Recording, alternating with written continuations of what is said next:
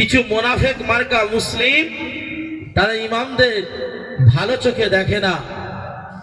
একজন ডাক্তার যদি চশমা পরে যায়, স্যুট বুট থেকে শুরু করে সৌন্দর্য পোশাক পরিধান করে যায় তার নিজ টাকায়, পাশে যারা দাঁড়িয়ে থাকে তারা বলে কত সুন্দর ড্রেস মেরে যাচ্ছে। কিন্তু একজন ইমাম সাহেব যুগ সন্ধিক্ষণে দাঁড়িয়ে যখন বড় ফোন, চোখের সমস্যায় সম্মুখীন হয়ে যখন চশমা চোখে দেয়, তখন ভালো ড্রেস পরে কিছু কিছু মানুষ বলতে ছাড়ে না, এ মনে হয় মহল্লার কারোর থেকে নিয়েছে। এমন কথা এ সমাজে শুনতে পাওয়া যায় না। মনে রাখবেন, এ সমাজে 24 ঘন্টা ডিউটি করার পরেও ইমামদের বেতন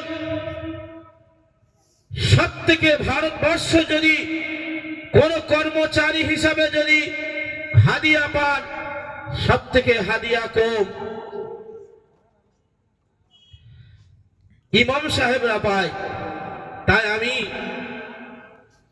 এলাকার প্রত্যেকটা মুসল্লি, প্রত্যেকটা যুবক ভাইদেরকে আমি অনুরোধ করব যে আপনি যেদিন শেষ নিঃশ্বাস ত্যাগ করবেন, আপনার খাটিয়ার পিছনে দাঁড়িয়ে আল্লাহু আকবার বলে যিনি সর্বশেষ নামাজ তথা জানাজা আদায় করবেন, তিনি হলেন আপনার মহল্লার ইমাম, আপনার মহল্লার ইমাম, আপনার মহল্লার ইমাম।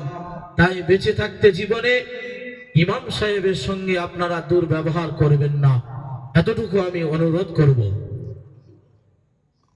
আজকে যে আমার বন্ধুবর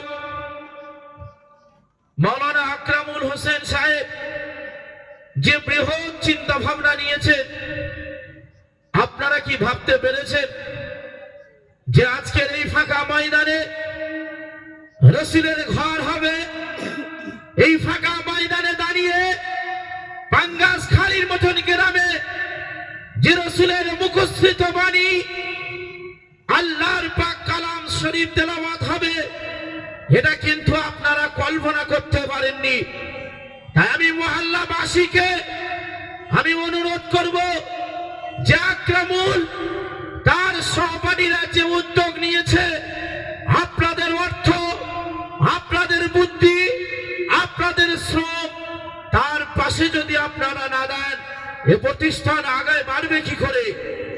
কারণ আমি জানি আমার বন্ধুবার মানুষ আকরামুল এই সাইয়্যিদাতুন নিসা হাফিজিয়া মাদ্রাসার যিনি কর্ণধার, সেই বাল্য জীবন থেকে এক কথায় একই বালিশে আমরা দীর্ঘ 10 থেকে 12 বছর পর্যন্ত আমরা একই বিছানায় ঘুমিয়েছি।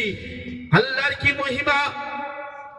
আকরামুল ভাই আমার দিনের খিদমত হিসাবে ছেলেদের প্রতিষ্ঠান করেছে, মাশাআল্লাহ।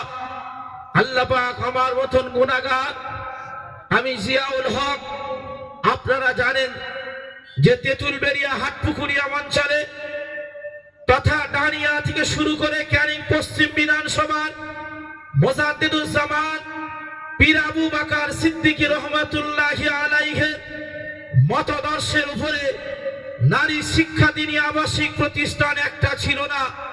তাই সেই উদ্যোগ নিয়ে আজকের আল্লাহ কারে নারী শিক্ষার ইসলামিক অগ্রণী ভূমিকা পালন করার জন্য আজকের এই প্রতিষ্ঠান আমিও করেছি।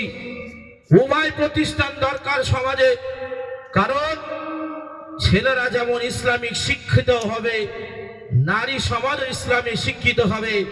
কারণ আমি প্রথমে বলেছি তলাবুল ইলমি ফারিদাতুন আলা কুল্লি মুসলিমি ওয়া মুসলিমা, ইলমে জ্ঞান অর্জন করা প্রত্যেকটা নরনারীকে ফরজ আইন। তাই এই শেষ মুহূর্তে এসে আমি আপনাদেরকে সকলকে তেঁতুলবেড়িয়া ফাতেমা রাদিয়াল্লাহু আনহা বালিকা মাদ্রাসা ও ছবেদা ইসলামী একাডেমির পক্ষ থেকে শুভেচ্ছা এবং ভালোবাসা জানিয়ে আমি আমার বক্তব্য এখানে শেষ করব।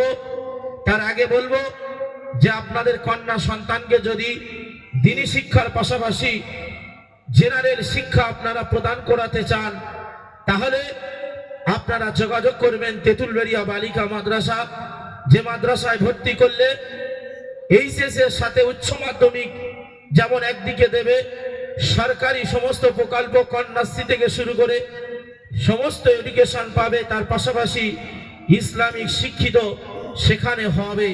অতএব আপনারা সকলে ভালো থাকবেন। ভাষাগত দিক দিয়ে ত্রুটি হলে আপনারা ক্ষমার চোখে দেখবেন। আসসালামু আলাইকুম।